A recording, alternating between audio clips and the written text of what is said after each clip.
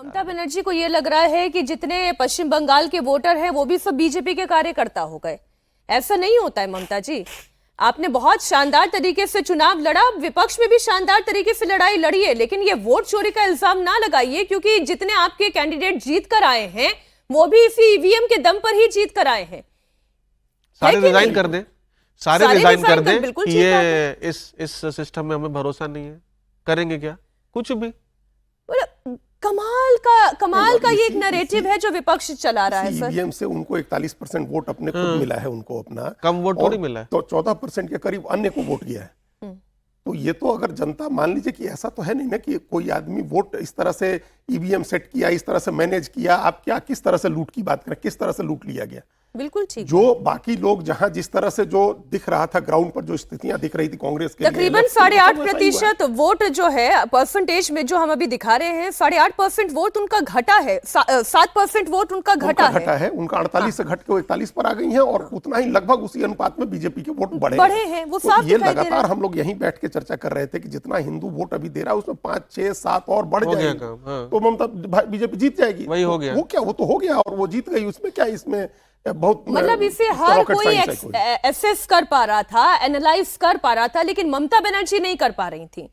और जब उन्होंने अपनी सीट हार दी और शुवेंदु अधिकारी ने दूसरी बार उन्हें हरा दिया, तो उनसे ये हार पच नहीं रही है। बंगाल में 15 साल के बाद एक बार फिर सत्ता परिवर्तन हुआ है। 2011 में लेफ्ट को हटाकर ममता बनर्जी सत्ता में आई थी। 15 सालों तक बंगाल पर उन्होंने राज किया। अब टीएमसी को हटाकर पहली बार बंगाल में बीजेपी की सरकार बनने जा रही है। बंगाल में बीजेपी को प्रचंड बहुमत मिला है। पिछली बार 77 सीट जीतने वाली बीजेपी इस बार 206 सीट जीती है, यानी कि 129 सीट का इजाफा हुआ है। तो वहीं पिछली बार 215 सीट जीतने वाली टीएमसी इस बार सिर्फ 81 सीट पर सिमट गई। टीएमसी को 134 सीटों का नुकसान हुआ है। हालांकि कांग्रेस को 2 सीट का फायदा जरूर हुआ है। पिछली बार 0 पर आउट होने वाली कांग्रेस पार्टी इस बार 2 सीट जीतने में कामयाब रही है, और अन्य के खाते में पिछली बार जो 2 सीट गई थी उसका नंबर भी बढ़ा है और 4 हो गया है। इसमें 2 सीट तो हुमायूं कबीर की है। हुमायूं कबीर दोनों सीट से चुनाव जीत गए हैं। अगर वोट शेयर की बात करें तो बीजेपी के वोट शेयर में भी 7.44% का इजाफा हुआ है, जबकि ममता बनर्जी की पार्टी के वोट शेयर घटे हैं। मतलब आप ये समझ लीजिए जितना बीजेपी का बढ़ा है उतना ही टीएमसी का घटा है। कांग्रेस का वोट शेयर भी गिरा है, लेकिन 2 सीट फिर भी आई है। मुखर्जी ने पश्चिम बंगाल को भारत का हिस्सा बनाए रखने के लिए एक बड़ी लड़ाई लड़ी थी।